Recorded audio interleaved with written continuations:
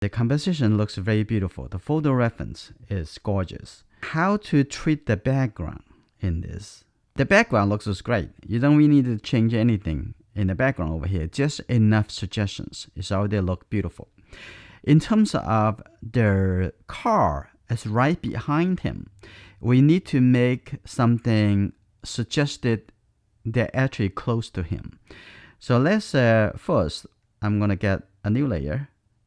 Let's take a look. I'm going to pick a color, maybe just this color, the same color as that.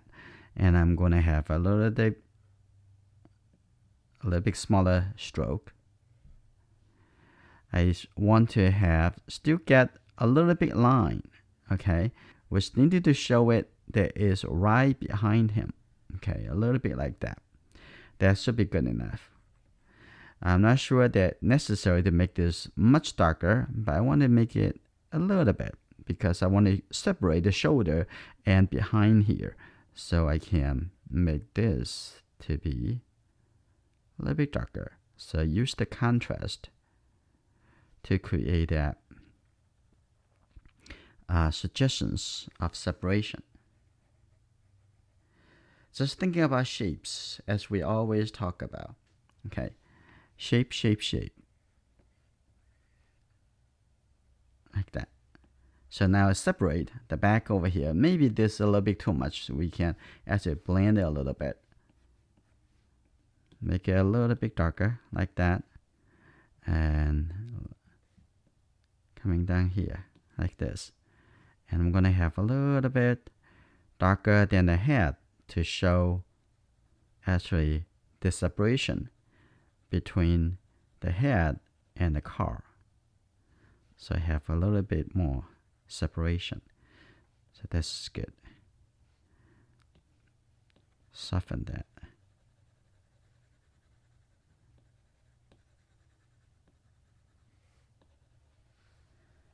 Like that. This is good. The other thing on the clothing, do a selection.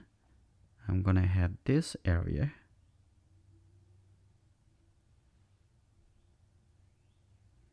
There you go. Now I select this to have it over here. I can remove some of the things I don't need to have. So I'm going to have even include the mask like that. Now I want to do and copy and paste. Now I have another layer right above it. So what I want, I'm going to say a multiply. You see that it's become very dark. Now this is what we want. We want it to be a lot more contrast between this object and this object, right? So I'm going to do a little bit soft transitions. I'm going to remove. I don't want it to be all so dark. So I'm going to have this come back a little bit like that. That's good. And then a little separation on the shoulder over here. So for you to do watercolor painting, you need to do another wash with a darker tone to separate it.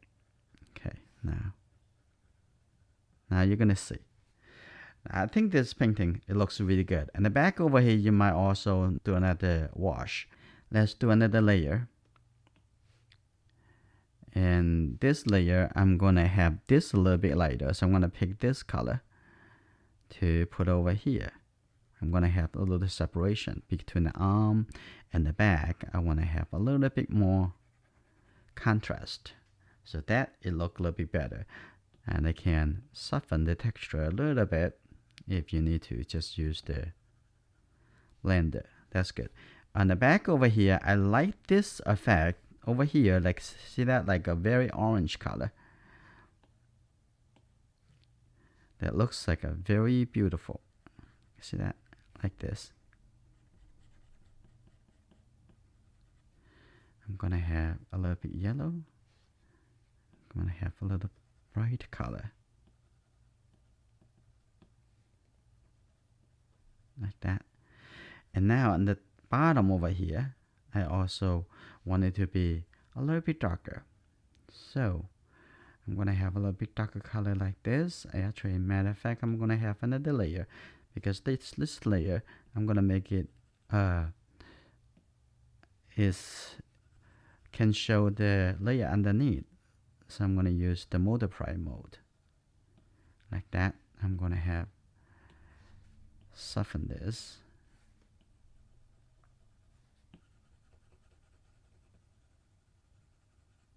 Like that.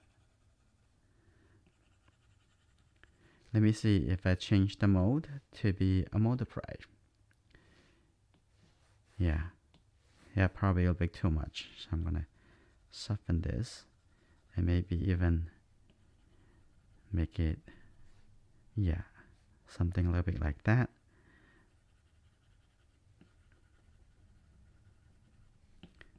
This is good. Right, I like that, the brightness, and the sun over here.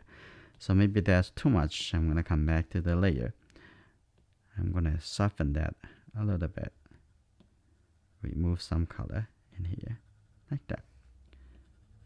One more thing over here. Now I come back here.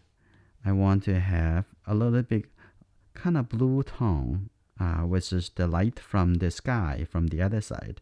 So I come over here. They have a little blue tone, a light blue color right over here. Oop, that may be too much. Get a little bit smaller. Okay, a little bit lighter. Let's see. See that? And again, showing that is the forehead is turning around because it's facing to the other side of the light source, like that. And also a little bit over here too. You can see that a little bit blue coming from the sky. You don't have to do this at the beginning, but at the end, closer and closer, you need to do the adjustment to make it. And over here, a little bit darker brown color on the top. That's showing the transition. That. And the middle over here, I'm going to make it a little bit darker. On this side, a little bit darker like this. They're seeing a little area that is pretty dark. Like this. That looks good already. So I'm going to soften this a little bit. There you go.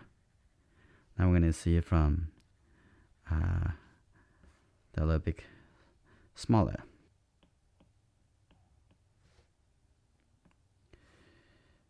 After you get to this point, you will try to see how you're going to do the grouping. Strengthen a few big shapes.